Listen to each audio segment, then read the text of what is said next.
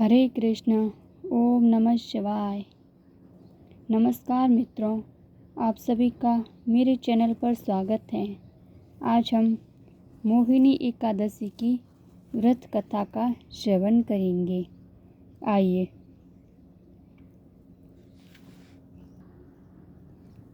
मोहिनी एकादशी की व्रत कथा वैशाख शुक्ल एकादशी को सुनी जाती है।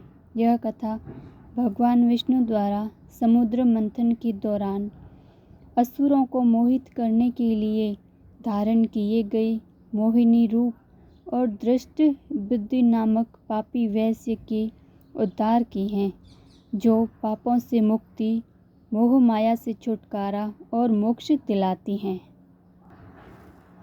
मोहिनी एकादशी की व्रत कथा।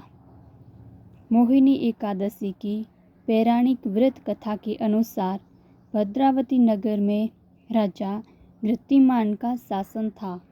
वह नगर सरस्वती नदी के किनारे बसा था। उस नगर में धनपाल नामक वैश्य अपने 5 बेटों के साथ रहता था। वह काफ़ी धर्मात्मा था।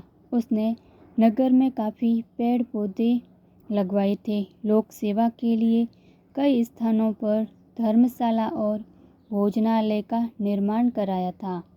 वह भगवान विष्णु का भक्त था।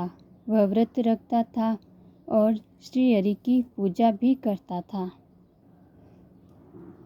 उसका सबसे छोटा बेटा दृष्ट बुद्धि पाप कर्म करता है और वह पिता के साथ अपने पितरों को भी अपमानित करता था। मांस मदिरा का सेवन करना और बुरे कामों में धन बर्बाद करना उसका पेशा बन गया था। उसके इन कार्यों से धनपाल परेशान हो गया था। एक दिन उसने दृष्ट बुद्धि को घर से निकाल दिया। उसके पास कुछ गहने थे, उनको बेचकर कुछ दिनों तक गुजर बसर किया, लेकिन जब वे खत्म हो गए तो वह चोरी करने लगा। एक दिन चोरी करते समय उसे पकड़ लिया गया। तब राजा ने उसे जेल में डाल दिया। जेल में उसे कई प्रकार की यातनाएं दी गई। जब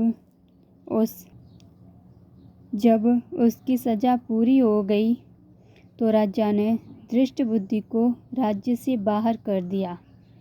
वह भोजन और पानी की खोज में भटकने लगा। भूख और प्यास से व्याकुल दृष्ट बुद्धि कौंडिन्य ऋषि के आश्रम में पहुंच गया। उस समय कौंडिन्य ऋषि गंगा स्नान के बाद आश्रम लौटे ही थे। उनके शरीर से गंगा के जल की कुछ बूंदें दृष्ट बुद्धि पर पड़ी तो उसकी मति कुछ ठीक हुई। उसने कौंडिन्य ऋषि को प्रणाम किया और अपने अब तक किए गए पाप कर्मों के बारे में बताया। वह इनसे मुक्ति चाहता है। इस पर कौंडिन्य ऋषि ने उससे कहा कि वैशाख शुक्ल एकादशी की मोहिनी एकादशी के नाम से जानती है। इस दिन तुम व्रत रखकर विधि पूर्वक भगवान विष्णु की पूजा करो।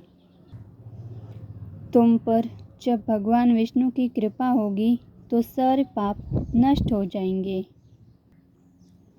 और तुम्हारा कल्याण होगा। जब मोहिनी एकादशी का व्रत आया तो दृष्ट बुद्धि ने विधि विधान से व्रत रखकर विष्णु भगवान की पूजा की तथा श्री हरि के आशीर्वाद से उसके पाप खत्म हो गए। जीवन के अंत समय में उसे मोक्ष मिल गया और भगवान हरि की कृपा से वैकुंठ में स्थान मिला। कथा संपूर्णम। जय श्री हरि।